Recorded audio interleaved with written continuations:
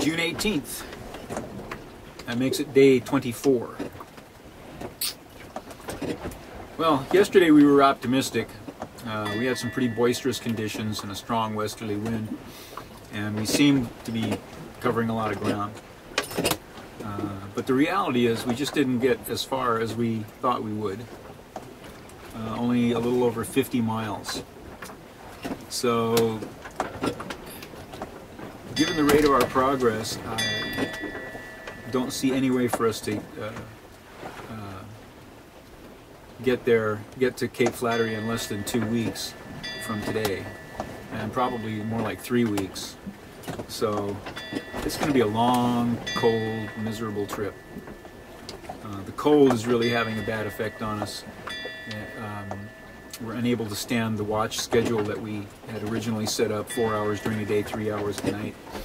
We're shortening that up. We're going to do 3 hours during the day and try to do 2 hours, but realistically it may be reduced to even less than 2 hours each during the night. Don't know if we'll be able to continue sailing at night. We haven't been able to continue sailing through the night because of the weather and because of the cold. So, you know, that's really slowed our progress. We're having problems with gear. One of our winches failed yesterday, and of course it's the starboard side, which, being on the port tack, that's where our jib is tied. And all of our lighters, the little devices that we use to light the stove and the lanterns with, have failed. There's one left that still works, sort of, but it may take 5 minutes to get it lit so we can light the stove. So if that quits on us,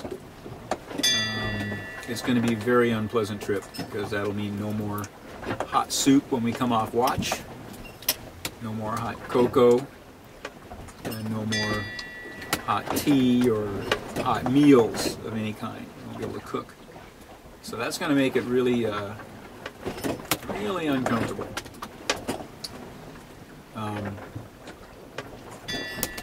As if it isn't comfortable and uncomfortable enough already.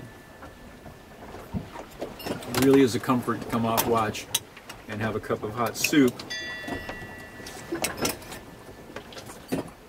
to warm you up, because you get chilled to the bone out there in the wind.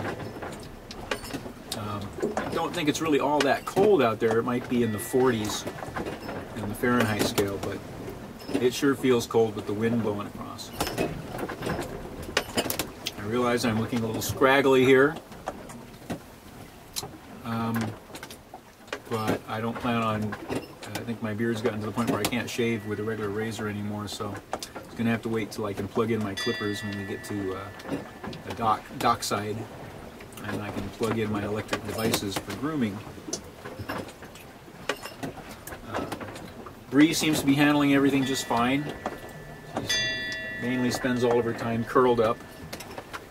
Every once in a while she'll get up to eat and drink and use her box, but for the most part she just curls up in the blankets and stays there. Again, of course, we're learning a lot. We at the beginning of the trip, our main concern was avoiding sunburn.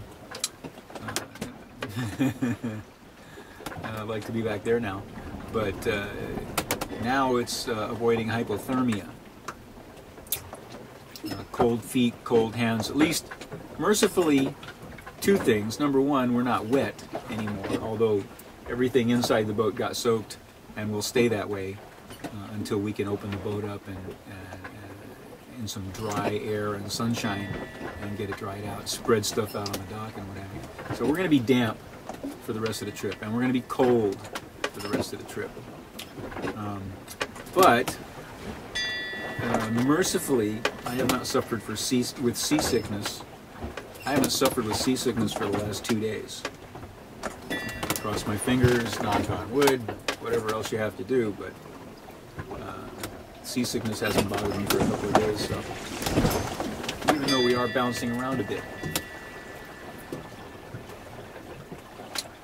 Sailing wise, we had yesterday we sailed with the reefed main and working jib all day.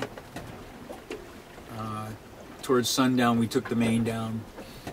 The wind had picked up quite a lot, and we actually were able to make better progress closer to our desired heading with just the working jib up. However, once it got dark again, there were no stars. The waves were pretty big. The wind picked up, and it got really cold. And Laura was unable to stand her full 3-hour watch. She came below after 2 hours. I had already been chilled to the bone because I stood 4.5 hours before that. And so we elected once again to heave to for a few hours and get warm, which we did. And we resumed our progress at daylight. Under working jib, we're making about 5 knots, a little bit better than 5 knots. But we're not able to hold the heading towards our destination. The wind has shifted a bit and is pushing us southward, so my concern is south of east. We're heading about, right now we're on a heading of about 60, which is a rum line to our destination, to our waypoint, but we've been pushed south, at times unable to hold even 90 degrees. And so we've actually lost some northing, a few seconds worth of northing. So, you know, it's discouraging. We're not making the progress that we want to make. And of course, the longer we spend out here, the worse it gets. I mean, the slower it gets, the less able we are to sail the boat and efficiently. And of course, the longer it takes, the worse it gets. On and on. It's sort of what they call a vicious cycle, I believe. In any case, we are moving towards our destination, albeit slowly. And we'll get there. Might take us 2 or 3 weeks more to get there. But we will get there. And when we get there, we'll get warmed up and dried out, repair all the minor little deficiencies that have developed in the boat, and reevaluate and look forward to moving south again.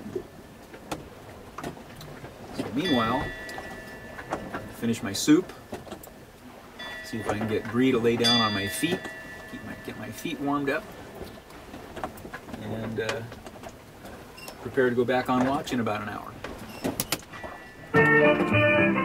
Just sit right back and you'll hear a tale of a fateful trip that started from this tropic port aboard this tiny ship. Hey!